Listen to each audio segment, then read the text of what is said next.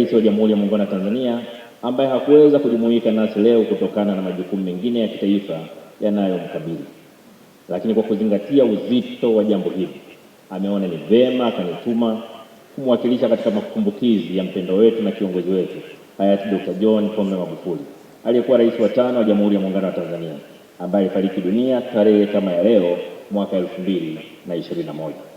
Mheshimiwa Rais amenituma niwahakikishie kuwa japo hayupo nasi kimwili, yupo pamoja nasi kiroho, na kwamba serikali anayoiongoza itaendelea kumwenzi Dr. John Pombe Magufuli na kuendeleza urithi wake. Kwa majina naitwa Richard Enrico Rafael, ni mmiliki wa Goodstone Hotel.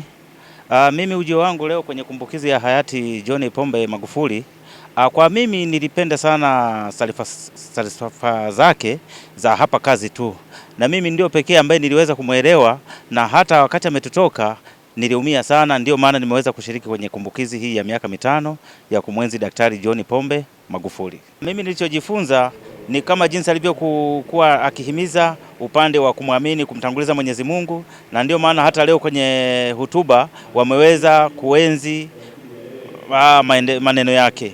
Na hapa ndio maana tuko pia na wana Katoliki, wana dini kwa ujumla, tumeweza kupitisha harambee kwa kuweza kuenzi mawazo yake ya kuwa na kanisa. Nangu naitwa Ferguson Aaron Kingwa, ni mbunge wa jimbo la Mbogwe lililoko mkoa wa Geita. Niko hapa Chato kwa ajili ya maadhimisho ya hayati ndugu John Joseph Pombe Magufuli, rais wa awamu ya 5. Kwanza nipende kuchukua neno la kuwashukuru wananchi wote waliokusanyika hapa, lakini pia nami ninayo machache ya kuzungumza kuhusiana na rais huyu, rais mpenda maendeleo, mpenda watu.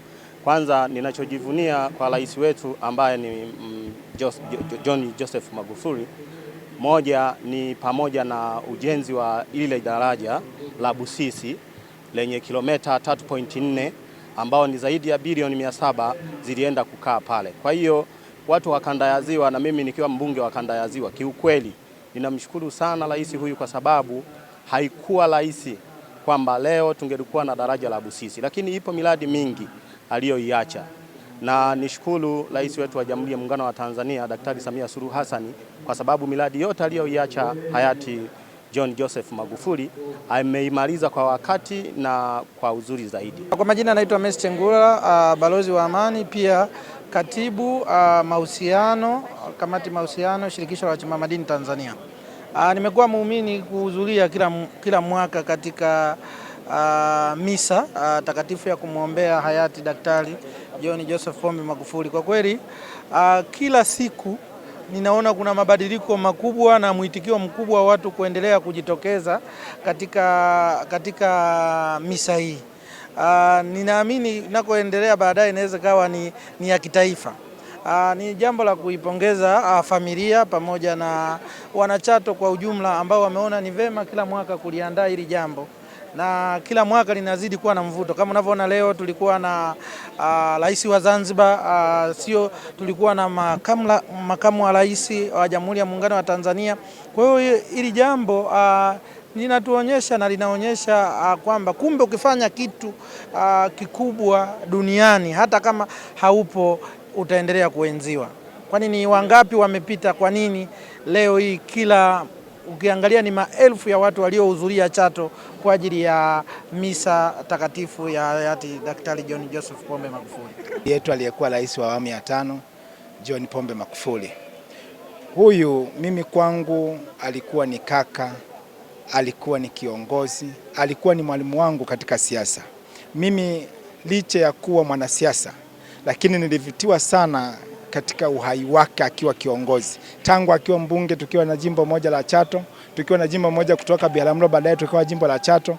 Kwa nilianza kujifunza siasa kutoka kwake. Kila alipokuwa nafanya nilitamani na mimi kuwa mwanasiasa bora kama yeye.